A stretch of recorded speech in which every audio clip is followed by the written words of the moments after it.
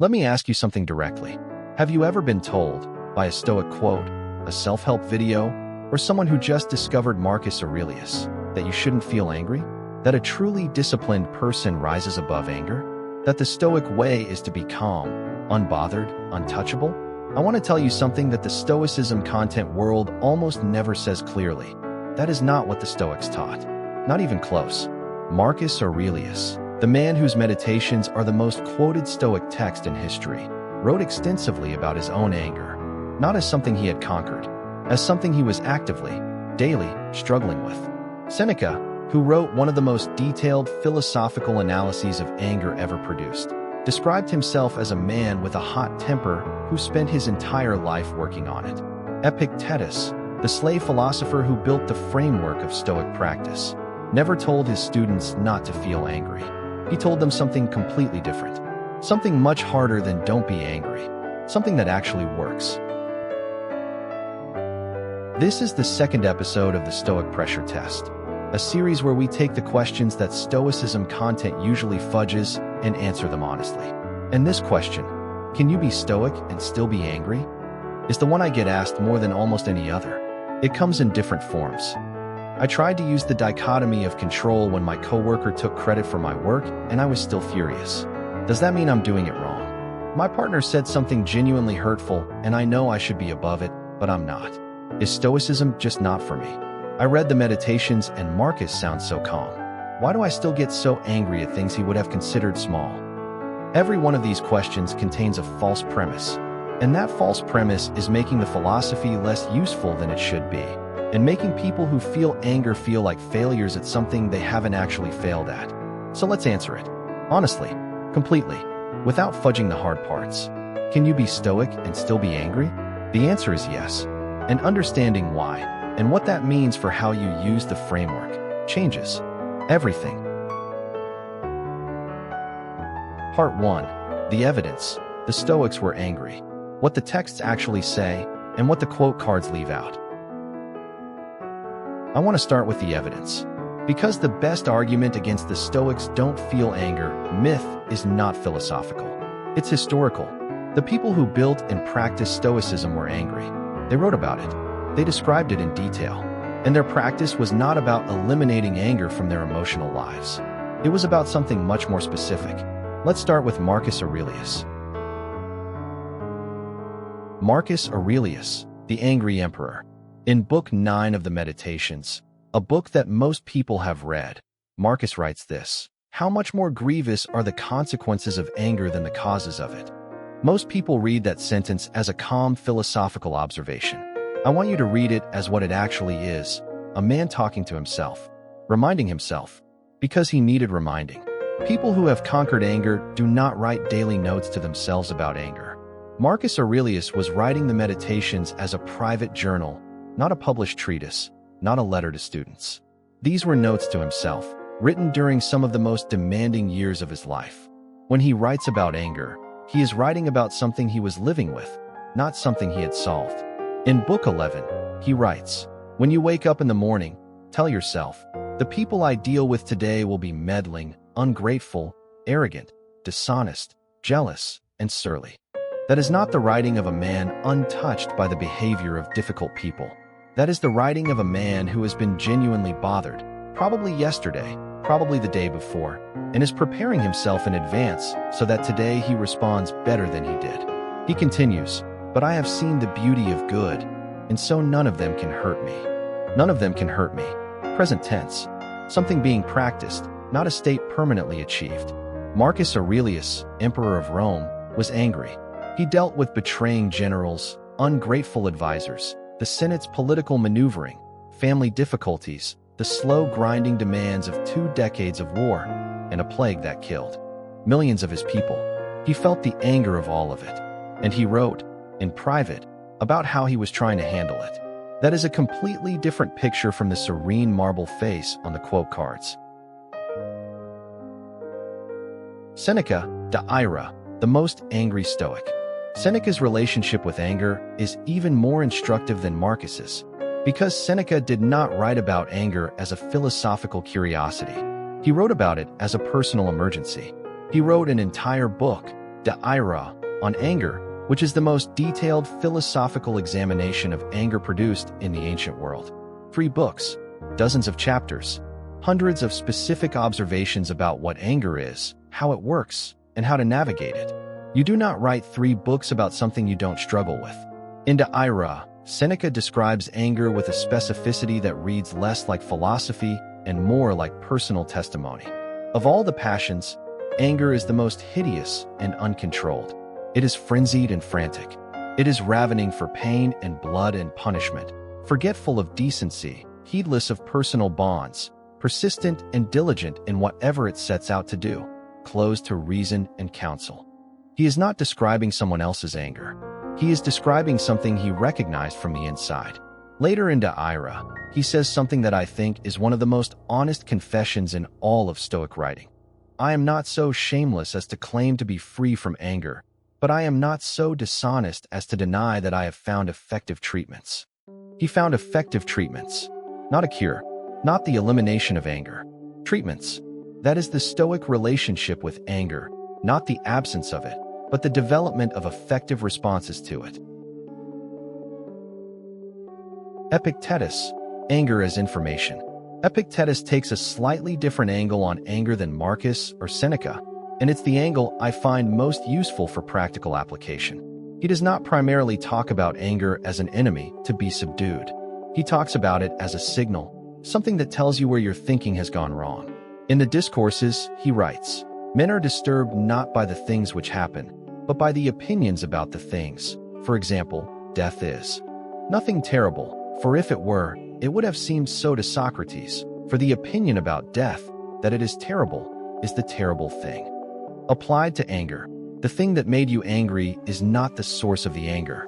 Your interpretation of the thing, what you told yourself it meant, what you decided it required of you, what it implied about you or the world, that is the source. This is not victim blaming. This is not, your anger is your fault. It is a diagnostic insight. If your anger is generated by your interpretation of events rather than by the events themselves, and Epictetus believed it was, then your interpretation is something you have some power over, which means your anger is not a weather pattern you're subject to. It is information about what you believe, and beliefs can be examined. That distinction, anger as signal rather than just sensation, is the beginning of the Stoic framework for working with anger rather than against it.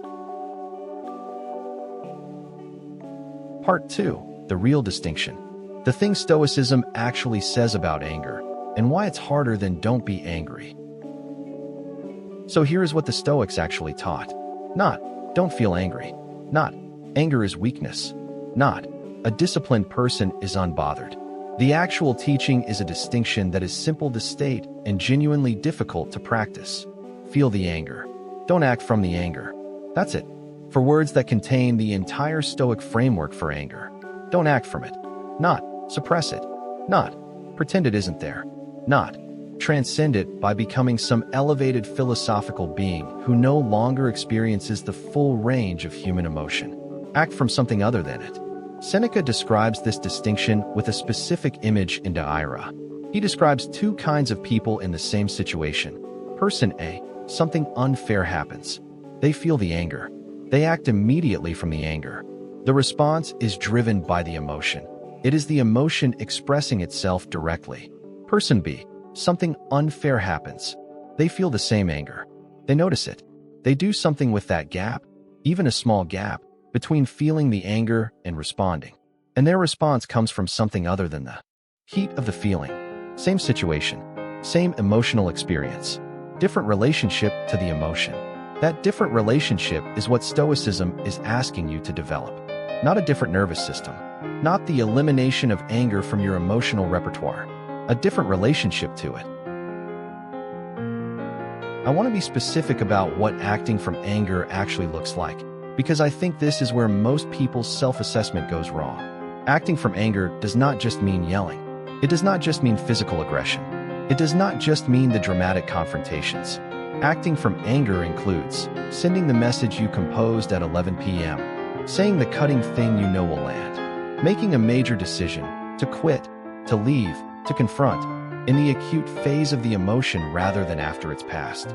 Shutting down emotionally as a form of punishment, the cold shoulder, the withdrawal, the silent treatment. This is anger acting through absence rather than presence. Rehearsing the argument you should have had, over and over, in your head, which is anger consuming your attention and time even after the original event. Telling the story of what happened in a way that keeps the anger alive and growing. Adding details, building the narrative of injustice, rather than letting it run its course. All of these are anger acting through you rather than you acting with anger as information. The Stoic question is not, am I angry? The Stoic question is, right now, am I the one driving, or is the anger driving? That question, honestly answered, is the beginning of the practice.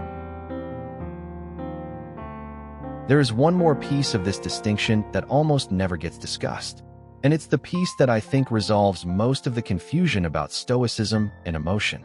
The Stoics did not believe that all emotional responses were equal. They distinguished between what they called passions, distorted emotional reactions based on false judgments, and what they called eupathii, good emotions or rational emotions. Anger driven by a false belief, this person disrespected me and that means I am worth less, is a passion.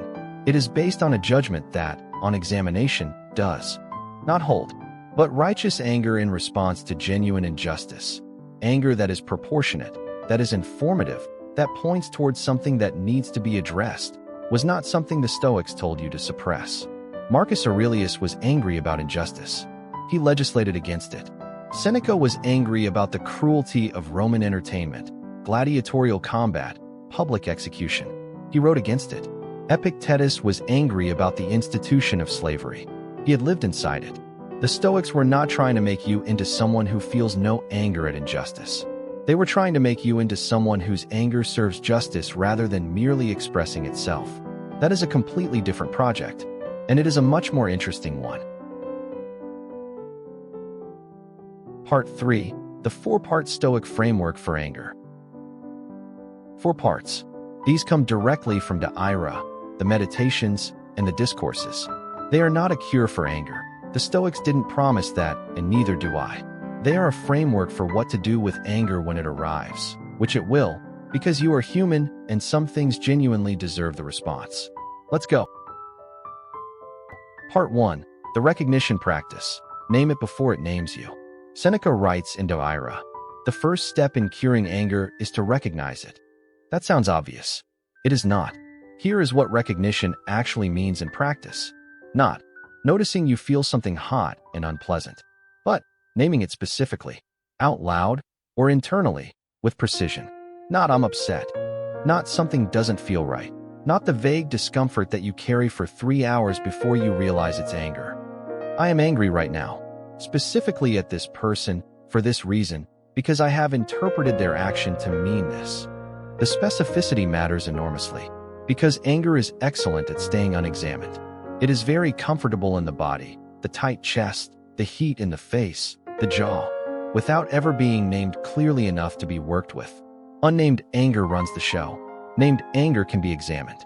Seneca noticed that the most dangerous anger is the anger that disguises itself as tiredness, as reasonableness, as I'm just being honest, as calm. Explanation that has contempt running underneath it. The recognition practice is specifically designed to catch anger before it puts on a costume and starts making decisions. Here is the practice. When you notice the physical signs, the heat, the tightness, the heightened focus on whatever provoked it, stop for one breath. Name it exactly. I am angry at specific person because specific action, which I am interpreting to mean specific belief about what it implies. 3 parts. 1 breath. The act of naming it forces the prefrontal cortex to engage, the part of the brain that can evaluate, contextualize, and make decisions. Unnamed anger bypasses that entirely. Named anger gives you options. Part 2. The gap practice. Find the space between feeling and acting.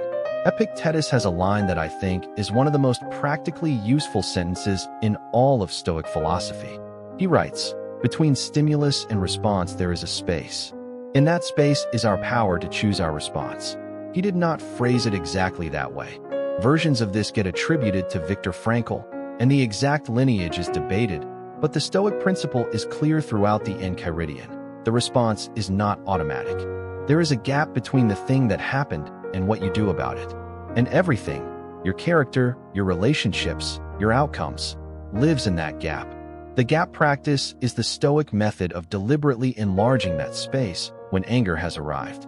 Here is what Seneca specifically recommends in De Ira, and these are his actual prescriptions, which are surprisingly concrete. Retire from the scene if possible. Physical removal from the triggering situation. Not permanently, not as avoidance. As a tactical withdrawal to give the acute phase of the anger time to pass before any response is made. He writes, "The best corrective of anger is delay. Not forever. Enough delay that you are responding rather than reacting." He was specific about why. He had observed that anger, in its acute phase, is almost always a worse advisor than the same person's judgment 20 minutes later. The intensity of the feeling does not improve the quality of the response. Usually it degrades it. The practical version of the gap practice. When you feel the anger and you know a response is required, a conversation, a decision, a message, ask yourself, is this acute anger or considered anger? Acute anger, the fight or flight response, the heat of the immediate moment, the version of you that exists within 60 seconds of the triggering event. Considered anger, what remains after the acute phase has passed. The version of you that has had time to separate the facts from the interpretations, the proportionate from the disproportionate. Seneca's recommendation, respond from considered anger, not acute anger. Not from the first draft of the feeling, from the edited version.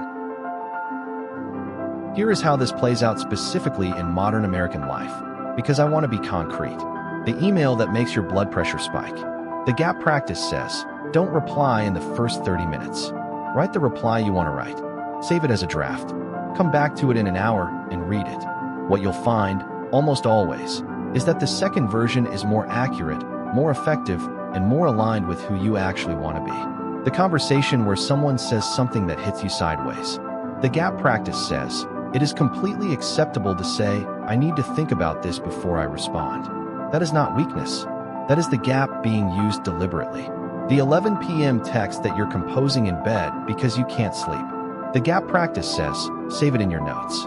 If you still want to send it in the morning, send it then. You almost never will. The gap is not a delay tactic. It is the space in which your actual judgment becomes available. Acute anger is information. Acute anger as the primary driver of your response is almost always a mistake. The gap gives you the difference. Part 3. The examination practice. What is the anger actually telling you? This is the Epictetan part of the framework, the part that comes from his insight that anger is information about what you believe. Once the acute phase has passed, once you've named it and created some gap, the third practice is to examine what the anger is actually telling you. Not, why am I angry? That question usually produces a story about the other person. But, what belief did this situation threaten or violate? Here is why this matters. Most anger is the emotional expression of a violated expectation or a threatened belief. You believe this person respected you. Their actions suggested otherwise. Anger. You believed your work would be recognized. It wasn't. Anger. You believed the relationship had certain rules. The other person broke them. Anger. You believed you were safe. Something happened that challenged that. Anger. In every case, the anger is not primarily about what they did. It is about what their action implied about a belief you were holding. The Stoic examination practice asks, is that belief accurate? Is it proportionate? Is it one I actually want to continue holding? Sometimes the answer is yes. The belief, people should be honest with me in close relationships, is worth holding. The anger that comes from a violation of that belief is proportionate and informative. It points toward a conversation that needs to happen. But sometimes the examination reveals something different. I believe I should never be criticized publicly, and the anger when I am. The examination might reveal that this belief is not proportionate to the situation. That the anger is protecting something that doesn't deserve the protection. Epictetus writes, seek not that the things which happen should happen as you wish, but wish the things which happen to be as they are. The examination practice is how you figure out which of your expectations are reasonable, worth holding, worth acting on, and which are generating anger by demanding from the world something it was never going to provide consistently. This is not about making yourself a doormat. It is about knowing the difference between anger that is pointing you towards something real and anger that is burning on an expectation that was always going to cost you. Examined anger has direction. Unexamined anger just has heat. Part 4. The action practice. What does the anger require? The fourth and final part of the framework addresses something that most Stoicism content completely skips. Over. What do you do with the anger after you've recognized it, created a gap, and examined what it's telling you? Because here is the thing that needs to be said clearly. The Stoic framework for anger is not designed to make you swallow the anger and smile. It is designed to make you respond to it effectively. Sometimes, often, that means action. Marcus Aurelius was angry about injustice in the Roman legal system. He reformed it. Seneca was angry about the cruelty he witnessed in Roman public life. He wrote against it, consistently and with considerable personal risk. Epictetus was angry.